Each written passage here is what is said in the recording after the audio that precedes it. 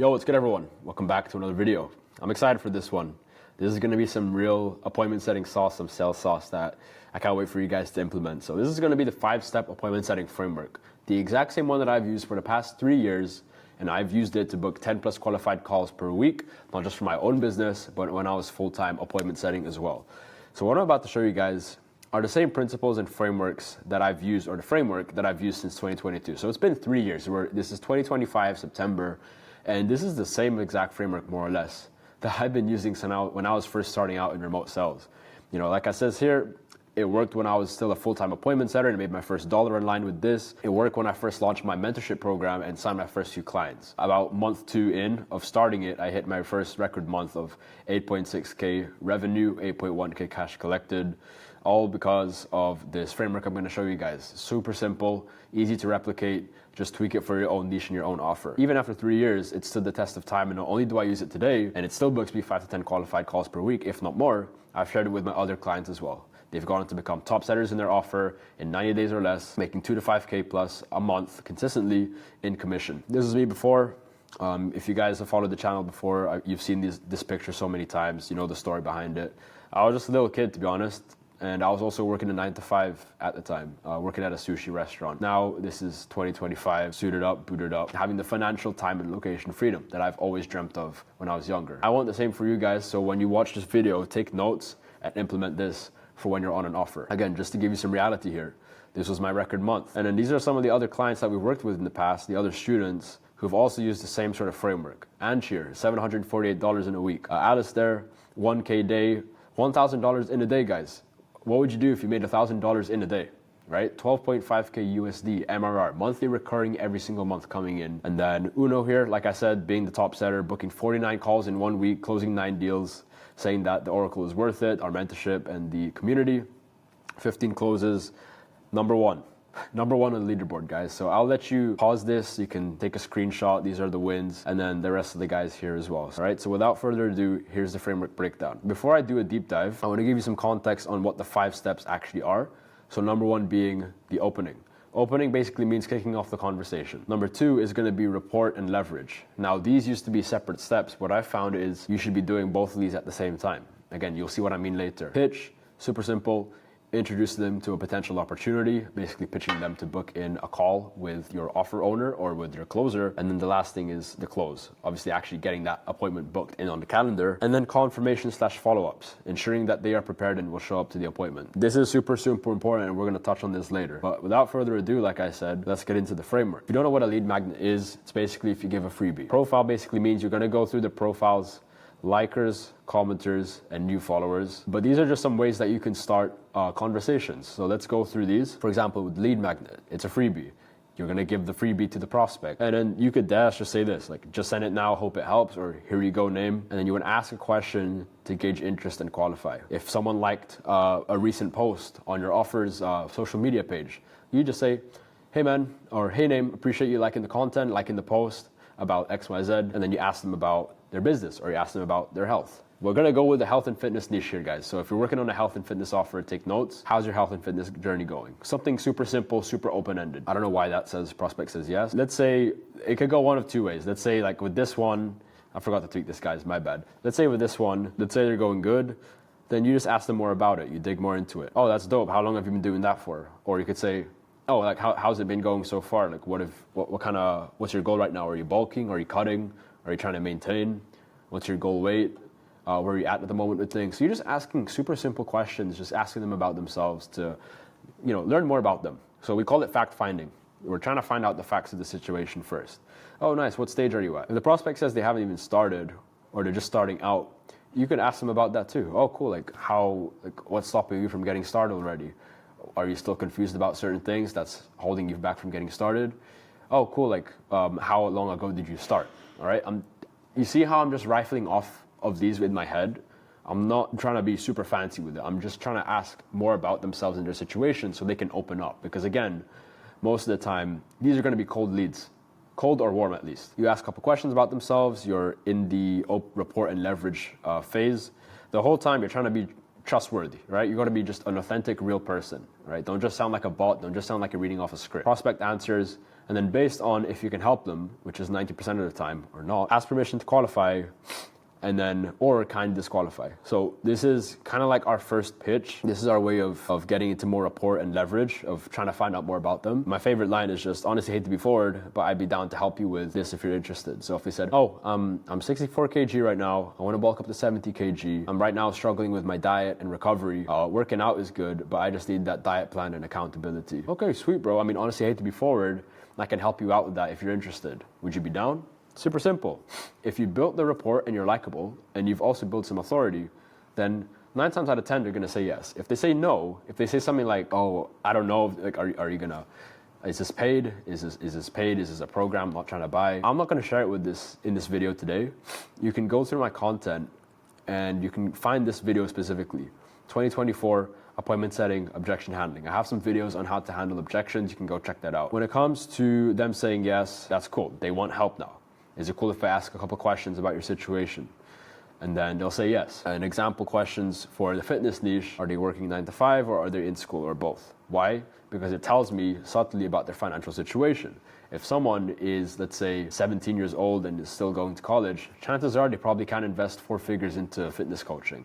If, let's say, they're 25 and they're working as an engineer, then chances are that they can probably invest a bit more. It also helps me get a gauge on their time commitment, because let's say they're working 2 jobs, then you'd want to ask about that. You want to ask, okay, would you then have the time to commit to fitness coaching or getting help on your health and fitness? And that would just like save the time objection down the line. Okay, you can ask how old they are, again, because it subtly tells us if they're qualified or not. Now, you don't want to make assumptions here. You don't want to just be like, okay, this guy's 17, disqualify him straight away. No. That's their whole point of asking questions, but it just gives a good indicator, you know, because I know some people under 18, I've worked in the past with, and they've gotten their parents to pay for mentorship, so that's not out the picture as well. All right, so you can ask them how old they are, what's their overall goal with health and fitness, what challenges are holding them back. So, for example, accountability, diet plan, recovery, workout plan. Last question: what have you tried before to get in better shape? Again, just getting some facts and some context of what's actually going on in your situation. It's called fact-finding for a reason, right? It's called data collection for a reason, right? You're just trying to get the data on their situation so you can know, can I help this person out or not? If I can't help them out, then I'm not gonna book him in for a call. You shouldn't be booking in guys for a call if you can't help them out, guys. That's what a lot of setters and sales reps do. They just see the money and they think, oh, okay, I'm gonna just try to get as many people booked in as possible. Don't waste your closer's time, all right? He or she's not gonna appreciate that. Some vids to help. So this one is about how to sound less scripted, because this is, you know, when you're asking these questions, you wanna be careful of sounding like an interviewer. You wanna be careful of sounding like an AI. You wanna just be a real person when you're asking these questions. Just ask them like how you would with a friend, just through text. So you can watch that if you need more help with report building. If you need help with building frame, all frame is just having control of the conversation. You need to control the conversation where it's going. So if you need help with that, here's the video, here's the title. And then last thing is knowing when to pitch the meeting. So we'll go into this in a second, but here's a video as well, breaking that down. If at any point they don't qualify, figure out if they can get around that or just kindly disqualify them. So if they said, oh, I'm working 2 jobs and I don't even have 1 to 2 hours per day to commit to improving my health and fitness, getting coached on this. Okay, do you think you can commit more to it? Do you think you could, you know, how about on weekends? What is your screen time? Do you think you could reduce that in any way? So that's what I mean by trying to get around certain limitations. If you can't do that, then just DQ them. DQ means disqualify. How you want to disqualify the lead, it's up to you. You can chuck them back into some free content. You could downsell them. I wouldn't recommend this, but ignore them. But just like keep them warm in the pipeline. But 9 times out of 10, in an ideal situation, you can help them out. You've gone this far. They've answered the questions good. They've been respectful. You like them. They like you. And you feel like you can help them out. Now we're gonna move on to the pitch. Super simple how you pitch. You don't have to say this verbatim, but make it your own. Awesome, looks like we can definitely help you out with that. Would you be down to hop on a quick one-to-one call or strategy session or a discovery call, whatever you wanna call it, and we can show you the ropes and how everything works. Super simple. Again, if you've done this right, 9 times out of 10, they'll say yes. And then at that point, you go into the close, you book the appointment, send your link, and then add some urgency here. These are like my favorite tools because what happens sometimes is you send a link and then they ghost you. So what you want to do here to prevent that is say you want to do these two things. You could say, pop in a time in the next couple minutes and I'll make sure you're confirmed and you're locked in. Sound good? Cool. Or something like this, all right? Add some urgency when you send the booking link because you don't want them ghosting you after you've come this far. If they say no and they don't want to hop on the call, then again, refer to my objection handling videos or you can disqualify them. But in an idle situation, you've done it, well done, they book in. Now, the job's not finished though because we want to make sure we don't forget this last step, confirmation/follow-up. I'm giving away the sauce here, guys. Like this is dead ass what I use for my business. I'm gonna be honest with you. I've shared it all, right? I don't care if this is leaked or not. Tweak it to your own business, of course, though. But prospect books in, send a message as soon as they book in. Hey man, saw you booked in, looking forward to the call. If you have pre-call videos, basically videos you want them to watch so they're prepared, then send it. And then send the link, looking forward to it. Hype them up a bit. And then they'll be like, okay, cool, sounds good, bro, I'll go watch them. Cool. Let's say a day goes by and then their call is in like 13 hours. 12 to 24 hours before the call, you want to send a message like this. This is an example confirmation text. So, hey name, this is Matt, or this is whatever your name is. We got you scheduled in for a sales call, a strategy session in your time zone, in your time. Please watch the videos prior, yada, yada, yada. Reply back as well to make sure you're confirmed. There's a couple things. Again, it reminds them of the meeting that's coming up. It also tells them to reply back to the message. Why do you do that? Because what you can do is if they don't reply back in time within this 12 to 24 hour period or less, then it just kind of shows that they're not really like committed. Because if they were committed, then they would have replied back to you and would confirm with you. So what you can do in that situation, guys, is you can get another lead and book it in for that slot. If ever this original prospect says, hey bro, I thought we had our call at this time, you could just be like, well, I sent you a confirmation text, I didn't get a confirmation back, no worries, let's just reschedule in for another time. Does that make sense, guys? You can book in 2 people at once if that happens. But if they're confirmed and they're good to go, then they'll reply back to you. This is the first confirmation. This is the second confirmation. We don't stop there though. We like to do 3, okay? 60 minutes before the call, we're not going to be like, hey, this is Matt, got you scheduled in. You're not going to copy paste this, all right? It just doesn't make any sense. It's annoying as hell. You still want to confirm with them though. You want to remind them. So you'll just be like, drop the Zoom link. This is the secret sauce right here. You want to drop the Zoom link. And the reason why you want to drop the Zoom link is because it acts as another confirmation. It reminds them again of the meeting that's coming up without being spammy, without being annoying. So that's some sauce right there. Send the Zoom link. It also gives no excuses for them to not show up. So if you have access to the Zoom link, then send it to them. And then when it's time for the call, and you should be talking to your closer about this, have that communication on point, all right? You and the closer need to be tapping into each other constantly. So time for the call, either prospect is gonna show up or prospect doesn't show up.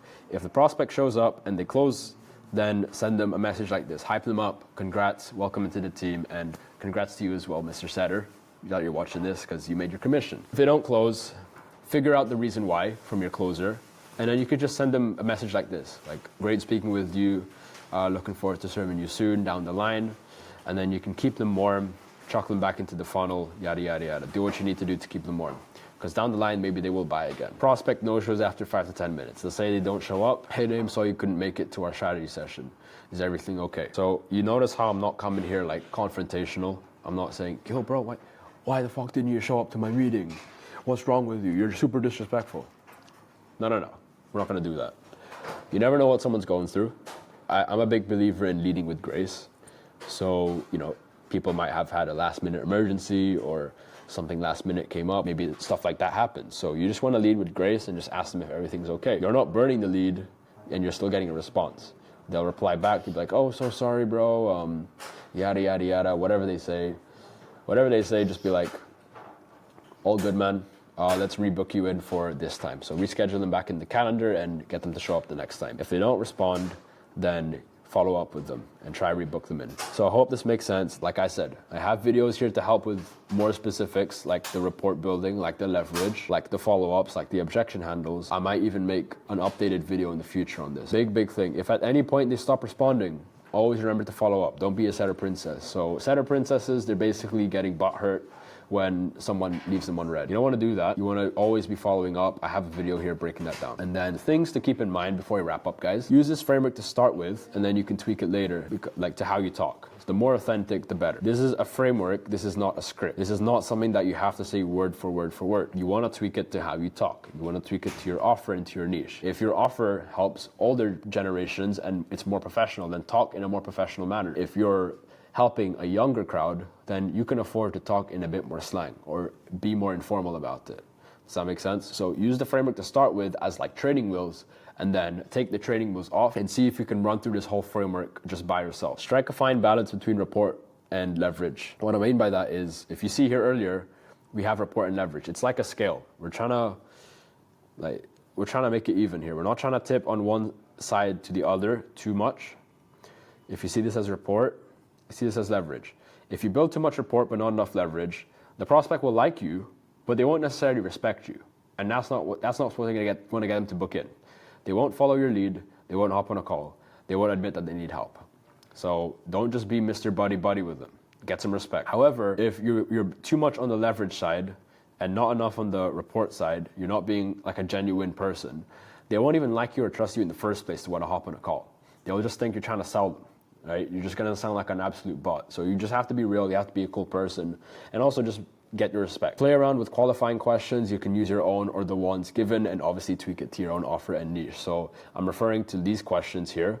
The good thing about these questions is you can ask them in order no matter what. You don't have to worry about sounding salesy because they already consented to being asked questions in this part here. That's why I love this framework. And then the last thing is feel free to practice this with a role play partner or to do OTS setting, over the shoulder setting. I'll put a video up here if you don't know what I mean by that.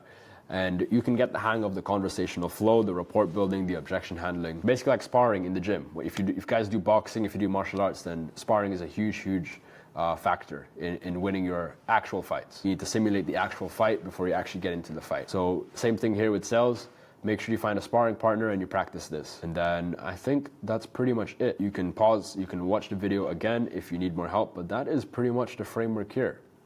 I hope that helps, guys, because this is the stuff that I've been using. This is the gold I've been using for the past 3 years. Now, if you feel like you need help, more help, apart from just this YouTube video to get to where you want to go, you need help implementing this for your exact same situation, which obviously is going to be different for everyone. Click the link below, guys, and we can implement this for your exact offer and your business. So even if you're not already an offer and you're just starting out, we'll help you find one like the rest of the other 55 plus students we've helped before. If you're already on an offer, we'll plug and play this exact framework that you just watched for the past 26 minutes into your workflow. And on top of that, give you the other tools. My tracking sheets, objection handles, follow-ups. We'll personally review the DMs that you're sending with this every single week, because I want to make sure you're not sending these blindly, okay? I want to make sure you're doing it with intent, and any mistakes that you're making, we'll correct them, and make sure you're not burning leads and making thousands of dollars in commission, guys. All right, if this all sounds interesting, book in a call down below. You're going to speak directly with me, and we're going to see if we're aligned to work with each other. If not, no worries, I'll point you in the right direction regardless, and you have nothing to lose by booking the call down below. Other than that, like, comment, subscribe, and see y'all on the other side. This isn't some BS scarcity that I'm pulling on you guys. This is me trying to be highly intentional, because this is my one-on-one time, my one-on-one energy, my one-on-one resources that I'm gonna make sure to give to you to make sure you guys succeed in the next 12 weeks. So if you're not up for that commitment, then don't even bother booking in. That's completely fine. Just to give you some context, we brought in 3 new students this month of September. One has already reserved their spot, so I probably have room for like 1 to 2 more people to accept before the month ends. Please follow the instructions. If you do want to work one-on-one with me and you want to apply this same video, do these guys, okay? Hope that makes sense. See you on the next one. Bye-bye.